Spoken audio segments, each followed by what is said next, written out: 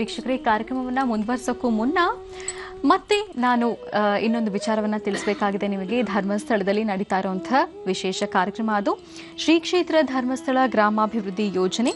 ಶ್ರೀ ಕ್ಷೇತ್ರದ ಧರ್ಮಸ್ಥಳದ ಧರ್ಮಾಧಿಕಾರಿಗಳಾದಂತಹ ಪರಮ ಪೂಜ್ಯ ಡಾಕ್ಟರ್ ಡಿ ವೀರೇಂದ್ರ ಹೆಗ್ಗಡೆಯವರು ಮತ್ತು ಮಾತೃಶ್ರೀ ಹೇಮಾವತಿ ವಿ ಹೆಗ್ಗಡೆಯವರ ಕೃಪಾಶೀರ್ವಾದಗಳೊಂದಿಗೆ ರಾಮನಗರ ತಾಲೂಕಿನ ಬಿಡದಿ ವಲಯದಲ್ಲಿ ಹಮ್ಮಿಕೊಂಡಿರುವಂತಹ ಬೈರಮಂಗಲ ಮಂಚನಾಯಕನಹಳ್ಳಿ ಹೆಚ್ಚಳದ ಪ್ರಗತಿಬಂಧು ಸ್ವಸಹಾಯ ಸಂಘಗಳ ಒಕ್ಕೂಟ ಮತ್ತು ಮಹಿಳಾ ಜ್ಞಾನ ವಿಕಾಸ ಕೇಂದ್ರದ ಉದ್ಘಾಟನಾ ಕಾರ್ಯಕ್ರಮ ನೆರವೇರುತ್ತಾ ಇದೆ.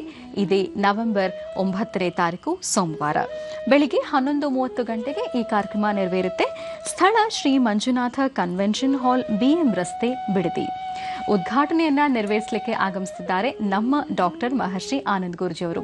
ಖಂಡಿತವಾಗಿಯೂ ತಾವೆಲ್ಲರೂ ಕೂಡ ಈ ಒಂದು ಉದ್ಘಾಟನಾ ಮಹೋತ್ಸವಕ್ಕೆ ಆಗಮಿಸಬಹುದು, ಗುರೂಜಿಯವರಿಂದ ಆಶೀರ್ವಾದವನ್ನ ಪಡೆದುಕೊಳ್ಬಹುದು ಅಂತ ಹೇಳ್ತಾ ಮತ್ತೆ ಬನ್ನಿ ಕಾರ್ಯಕ್ರಮವನ್ನ ಮುಂದುವರಿಸೋಣ. ಗುರುಜಿ, ಕಳೆದ ಭಾಗದಲ್ಲಿ ಹೇಳ್ತಾ ಇದ್ರಿ, ನಮಗೆ ಸಿಕ್ಕಿರುವಂತಹ ಜೀವನದಲ್ಲಿ ನಾವು ಸಂತೃಪ್ತಿಯಿಂದ ಇರಬೇಕು, ಕಷ್ಟ ಅನ್ನೋದು ಎಲ್ಲರಿಗೂ ಇದ್ದದ್ದೇ ಅಂತ ಹೇಳ್ತಾ ಇದ್ರಿ.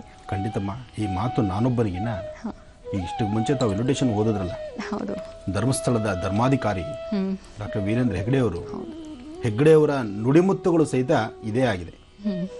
ಕಷ್ಟ ಯಾರಿಗಿಲ್ಲ, ಪ್ರತಿಯೊಬ್ಬರಿಗೂ ಕಷ್ಟ ಇದೆ. ಒಬ್ಬ ಧಾರ್ಮಿಕ ಮುಖಂಡನಿಗೂ ಕಷ್ಟ ಇದೆ, ಧರ್ಮದ ಹೊಳಾದಿಯಲ್ಲಿ ನಡೀತಕ್ಕಂಥವ್ರಿಗೂ ಕಷ್ಟ ಇದೆ, ಜೊತೆಗೆ ಆ ಒಂದೊತ್ತಿನ ಊಟ ತಿಂತಕ್ಕಂಥ ವ್ಯಕ್ತಿಗೂ ಕಷ್ಟ ಇದೆ.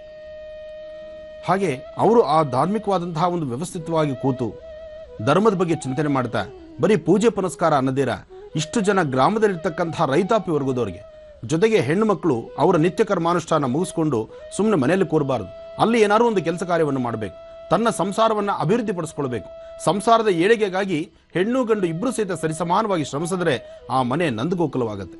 ಆ ಒಂದು ನಿಟ್ಟಿನಲ್ಲಿ ಇವತ್ತಿನ ದಿವಸ ಡಾಕ್ಟರ್ ವೀರೇಂದ್ರ ಹೆಗ್ಗಡೆ ಅವರು ಗ್ರಾಮೋದ್ಯೋಗ ಮತ್ತು ಗ್ರಾಮದಲ್ಲಿರ್ತಕ್ಕಂಥ ಇಂತಹ ಒಂದು ನಮ್ಮ ದೇಶದ ಭಾರತೀಯ ಸಂಸ್ಕೃತಿಯ ಒಂದು ವಿಶೇಷವಾಗಿರ್ತಕ್ಕಂಥ ಕೆಲವು ಪದ್ಧತಿಗಳನ್ನು, ಕೆಲವು ವಿಶೇಷವಾಗಿರ್ತಕ್ಕಂಥ ವಿದ್ಯಾ ರಹಸ್ಯಗಳನ್ನು ಅದನ್ನು ಅರಿತು ಜೀವನದಲ್ಲಿ ಪ್ರತಿಯೊಬ್ಬರು ಸಹಿತ ದುಡಿದು ತಿನ್ನಬೇಕು, ದುಡಿದು ಬಾಳಬೇಕು, ಜೊತೆಗೆ ಜೀವನದ ಮೌಲ್ಯಗಳನ್ನು ಅರ್ಥ ಮಾಡ್ಕೋಬೇಕು ಅಂತ ಈ ಗ್ರಾಮೋದ್ಯೋಗವನ್ನ ಅವರು ಹುಟ್ಟು ಹಾಕಿದ್ದಾರೆ.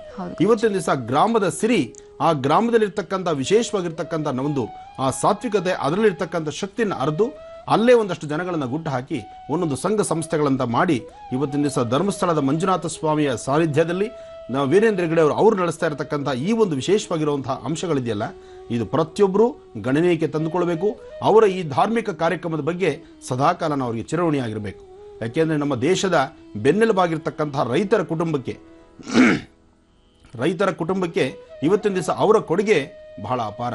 ಅಂತಹ ಒಂದು ನಿಟ್ಟಿನಲ್ಲಿ ಅವರ ಸಾಧನೆಗಳಿರೋದ್ರಿಂದ ಅವರು ಮಾಡ್ತಿರ್ತಕ್ಕಂಥ ಅವರ ಸಂಘ ಸಂಸ್ಥೆಯಲ್ಲಿ ನಡೆಸ್ತಾ ಇರ್ತಕ್ಕಂಥ ಈ ಕಾರ್ಯಕ್ರಮ ಅಷ್ಟೇ ಯಶಸ್ಸಾಗಲಿ.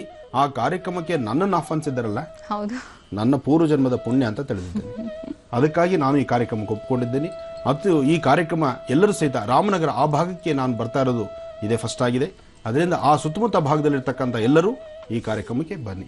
ಇದರ ವಿಳಾಸ ಮತ್ತೊಮ್ಮೆ ಹೇಳಮ್ಮ. ಹೌದು ವೀಕ್ಷಕರೇ, ಈ ಕಾರ್ಯಕ್ರಮ ನಡೀತಾ ಇರುವಂತಹದ್ದು ಸೋಮವಾರ 9ನೇ ತಾರೀಕು. ಸ್ಥಳವನ್ನ ಹೇಳ್ತೀನಿ, ನೆನ್ಪಿಟ್ಕೊಳ್ಳಿ. Shri Manjunatha convention hall, BM ರಸ್ತೆ, Bidadi. Shri Manjunatha convention hall, BM ರಸ್ತೆ, ಬಿಡದಿ. ಇದೇ ಬರುವ 9ನೇ ತಾರೀಕು ಸೋಮವಾರ.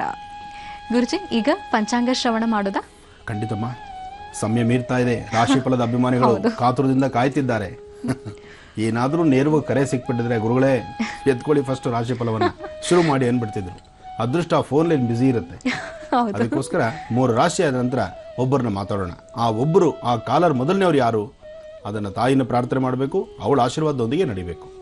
ಸರ್ವಮಂಗಳ ಮಾಂಗಲ್ಯೆ ಶಿವೆ ಸರ್ವಾರ್ಥ ಸಾಧಿಕೆಂ ಶರಣ್ಯೆ ತ್ರ್ಯಂಬಕೆ ಗೌರಿ ನಾರಾಯಣಿ ನಮೋಸ್ತುತೆ. ಯಾ ದೇವಿ ಸರ್ವೋದೇಶು ಮಾತೃರೂಪೇಣ ಸಂಸ್ಥಿತಾ. ನಮಸ್ತಸ್ಸೈ ನಮಸ್ತಸ್ಸೈ ನಮಸ್ತಸ್ಸೈ ನಮೋ ನಮಃ.